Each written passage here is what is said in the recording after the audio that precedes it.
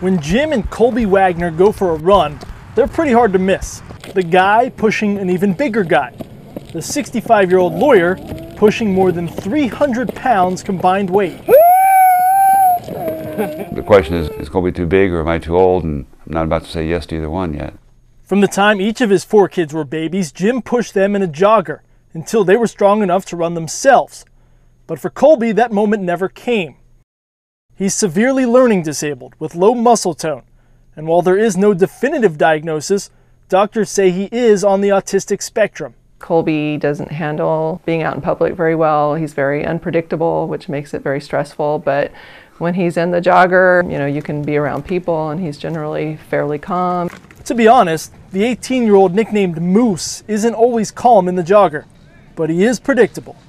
All of the pictures of Colby in a family picture setting, he's just not having it. He's fighting with people, he's squirming, but then all the good pictures we have of him smiling, it's when he's on these runs being pushed. No other child has ever made anything so obvious in their lives as Colby has, that he is happy, that this is joyful for him.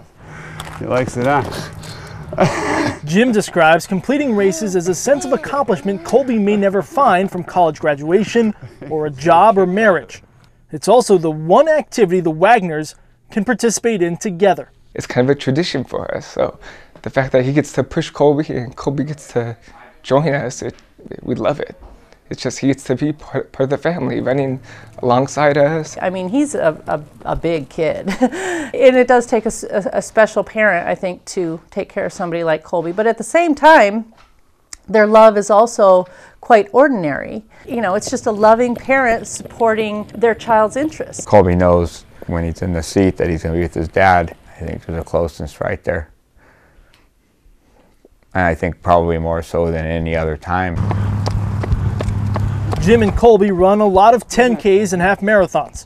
But 1 week before the Two Cities Marathon in Fresno last November, the Wagners found out they could qualify for the Boston Marathon, what Jim calls the Mecca, as charity runners, if he and Moose could finish 26.2 miles in less than 6 hours. Mom pointed out they hadn't trained for such a length. The more she told me I couldn't make it, I kept telling her, Wendy, the more you're, arguing against yourself, because the more you say that, the more I'm going to try to make it. She conceded with one request. I made him put a note in the jogger. There was no way he was going to make a marathon pushing Colby. That note was like a bigger trophy to him than anything. That people kind of even look at him like he's a little bit crazy for wanting to push Colby. I know that motivates him even more to go out there and be able to do it. That's Jim, going to the next level. Jim and Colby Wagner. He absolutely adores the crowds yelling for him. In Fresno, where there's maybe a couple thousand people, I mean, Boston's going to be incredible. I think he's just going to go bonkers for 26 miles. It's going to be the greatest joy that he could possibly experience. They'll race in Boston for the Massachusetts Down Syndrome Congress, inspired by the charity's mission of promoting acceptance and inclusion. When you realize you have a disabled child, you're a little bit lost. Organizations like MDSC are really great for families because they help you face the challenge with courage, with determination, with understanding, with foresight, with connections. They connect you with other people, and it's the kind of thing that helps those families help those kids. Hi, Colby. These days, between weekday training and local weekend races, Jim and Colby run some 10 to 15 hours a week. That's hours, not miles. And it's on top of Jim working up to 100 hours a week. Do you drink coffee? Do you do energy drinks? No coffee. No energy drinks, no. I've never had one. Is there anything you turn to? Oh, sure, God.